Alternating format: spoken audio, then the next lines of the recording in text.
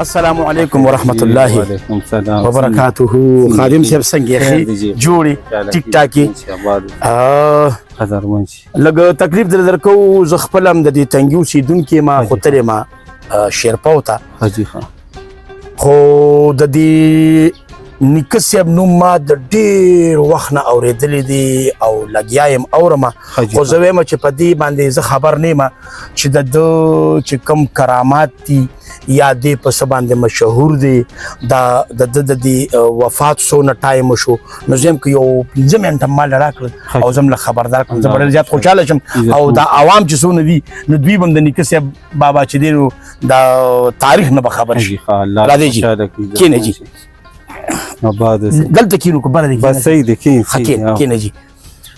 جی داسې کار دی جی سلام علیکم وعلیکم السلام او باد ساته دا مفتی صاحب ورور نه مو اورېدلي جي چې د ټول عمر په انډیا کې مظهر جانان رحمت الله علیه سره تېر کړی د هغه مرید و او کله چې دی دغه شو نو والد صاحب وفات شو نو بیا دی الله پاک په کشف دلته را رسولي. دا د کوم ځای نه؟ دا د انډیا نه مظهر جانان رحمت الله علیه هغې پیر و دی مرید و نو کله چې هغه خفه و نو ورته ویې صدیقه ولې خفه وې دغه شان چل وشو او دغه وشو راته وي زغم مه کوه رب العالمین به دې رسوي. دا ستاسې څه چلو شو څه واقع وشوه؟ ده ته الهامات وي چې یاره زما والد صاحب وفات شوي دي او هغه په انډیا کې و او انډیا کې ښه جي ښه نو هغه چې بیا کله ورته وي زغم مه کوه 2 تسبیح هم ورکړي او ورته وي دا لاسونه یې زما په لاسونو کې کېږده او پاڼې دې لاس کې ترخ کې ونیسه که کله دې خپې کلکې ته ولګې بیا به سترګې غړی سترګې وپټې نو هغه چې کله د داسې چل کړی دی او یو 2 تسبیح ورکړي چې دا به هلته لغړی هر ځای کې چې ودرېدی نو دلته به 2 جوماته جوړی چې کله داسې چل شوی نو رب العالمین دا تاڼه نه دې تاڼې سره دا مخکې غټ خټ و دلته را رسېدلې په کشف او دا تسبیح غړولي دلته 2 جوماتونه هم جوړ کړي اوس هم شته کاڼي د هغې نه کاڼي دا کوم ځای کې جي؟ دا د مفتي صاحب جومات سره خوا یو دغه دی کاڼې پروت دی یو دې خوا تاڼې نه نه په تنګي کې په تنګي کې دي خاص دا تنګي تاڼه نه دې نه دې خوا ته یو جومات دی ورشه داسې وبې هم وینې په چارندام ځای کې دي ما په خپلې لیدي انشاءالله زه به ورځم او دا نه تسبیح نه دا نه کاڼې رب العالمین جوړ کړی د ده دا کرامات دي جي مشرانو نه اورو بیا زما 14 کاله خادمې هم دلته وشو دلته ډېر سکون دی چې چا کې څه دغه وي هغه رب العالمین نښه کوي چې شګه پکې وي شګه مطلب دا دی څنګه چې لکه نیت کې فرق وي او چې ټیکي که نه او په دې نیت راشي چې زه د نیکه صاحب له رالم او رب العالمین نه سوال وکړي دلته راشي که سپوڼې وي دانې وي او که غوږې خوږېږي من دانې ذمهوار دي چې مشران ملګرو او شوي هم دي داسې دا اپریشن والا خلک راغلي جړه فریاد یې کړی دی 3 ټیم راغلي رب العالمین ښه کړي دعاګانې کړي لکه ملګرو د ټولو نه غټ کرامات دا دي چې نیکه صاحب په نوم باندې دا مزار جوړ دی او د ده صدیق بابا نوم دی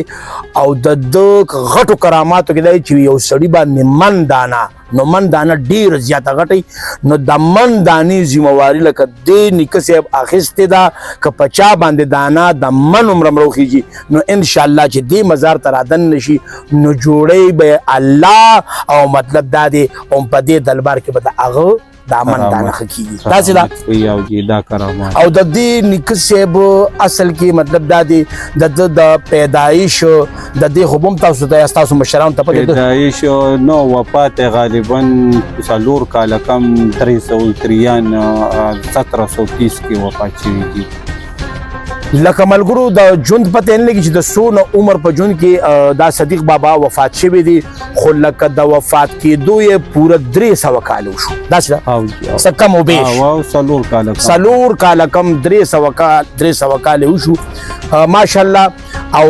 خلک راځي او ډېر راځي دلته کې داسې وي چې بس بیخي د ژوند نه تنګ خو چې دلته راشي د کینسر یو مریض و 6 ګنټې به مزل په موټر سایکل په ماشوم ولکه 14 کالو رور به راوسته چې دلته به راغی دلته به ګنټه تېره کړه د دغې طرفونو ځای نوم رانیر شو هغه وی چې زما 12 ورځې ښېګړه ښي 12 ورځې زه ښیم چې د نیکه صاحب رحمت الله علیه د صدیق رحمت الله علیه سلام وکړم چې څېره په راشم او بیا هغه تقریبا داسې 8 میاشتې به تر ته اوس پته نه لګي چې څنګه وفات شوی دی، روغ دی،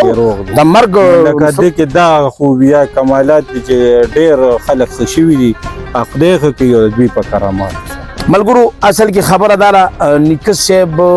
بابا چې دی نو موږ ته نیکه صاحب ویو او ملګرو کو تاسو د دل غواړئ او دلته راتلل غواړئ نو نیکه صاحب دا په تنګي کې او دا ځای په نسرزو کې حسابېږي، دا په نسرزو کې حسابېږي او دا د مفتي ګوهر شاه صاحب چې یو عظیم زمونږه عظیم لیډر دی، عظیم مفتی دی او ډېر جلال والا کس دی، زما ډېر ښه دوست دی مفتی ګوهر شاه صاحب. دا د هغوی په نکانو کې راځي، هغوی ته چې صاحبزاده وي دا د دوی د برکته وي. نو ملګرو که تاسو راتګ غواړئ نو تاسو تنګي ته راشئ او د نیکه صاحب نوم چې دی دا ډېر لرې پورې تللی دی او دلته به تاسو ځان دې مزار ته راورسوئ. دا خادم صاحب ناست دی ملګرو، دا د الله پاک نیازبین دي، دی له الله پاک یو ورځ ورکړې ده، دوی له الله پاک یو مقام ورکړی دی. نو ملګرو چې تاسو که دلته راشئ نو دا زمونږ د عبرت دپاره دي چې دا خدای وي بخلي دي او دوی له چې دا خدای کم کرامات او د 300 کال نه دی دلته پروت او دا خلک راځي خو په ده کې بس وو. نو دویمه خبره دا ده چې موږ دلته راشو نو دعا به موږ د الله نه غواړو، مدد به موږ د الله نه غواړو، ځکه چې الله پاک غفور رحیم او هغه د دې کائنات بادشاه دی. نو چې دعا غواړو تاسو به دا نه چې نیکه صاحبه تا نه خو راغلی یم او بس په خدای به شي او پتا به چې ته ما روغ کا، نو دا مکمل غلطه ده، دا شرک ته دا خبره ځي. نو ملګرو تاسو به داسې قطعا نه کوئ. ځینې کس راشي دا نیکه صاحب دلته چې یو سړی راشي خو یو خپل د زړه تمنا وي چې دلته زه لاړ شم او دا قبر وي نو زه دعا وکړم او دا پاک ځای دی، لکه څنګه چې خلک جومات ته مانځله ځي هغه جومات پاکي، ځکه خلک مانځله ځي نو خلکو به کورونو کې منځونه کول که نه، خو لکه د جومات ثواب دا ډېر زیات دی. نو خبره مې دې پورې کوله زه هغې خویندو ته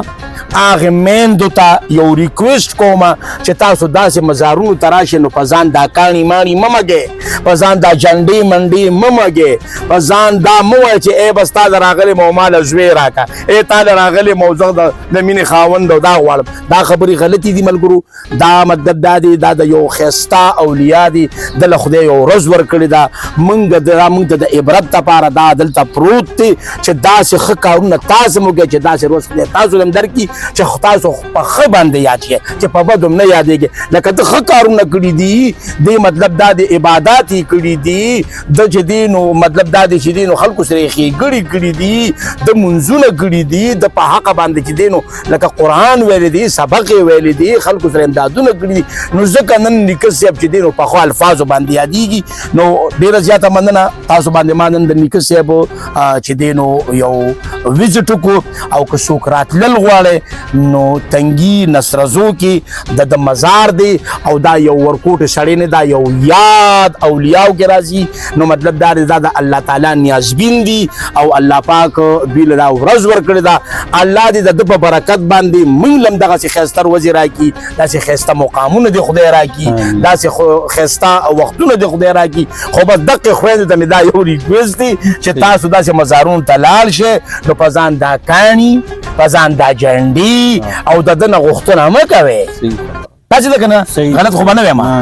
لکه خبره داسې ده چې دا قصه دا په شرک کې راځي او شرک په هېڅ مذهب باندې الله پاک ګوري چې دی نو نه قبلوي او نه هغه شرک والا معاف کوي. ډېره مننه خادم صاحب، قدرمن شي، الله دې له ژوند درکړي، الله دې تا خوشحاله کړي. ملګرو اجازت به دې واخلم چې تاسو کله هم داسې مخبرې ته او یا داسې مزار ته راځئ نو یو ځل الحمد او 3 ځله قل هو وایئ نو داسې شو چې تاسو تمامي د قرآن ختم وکړو او دې ټولې مخبرې ته بخې په دې به انشاءالله موږ الله بخي. ډېره زه مننه، الله م ژوندي او خوشحاله ساته. د الله په امان. السلام علیکم.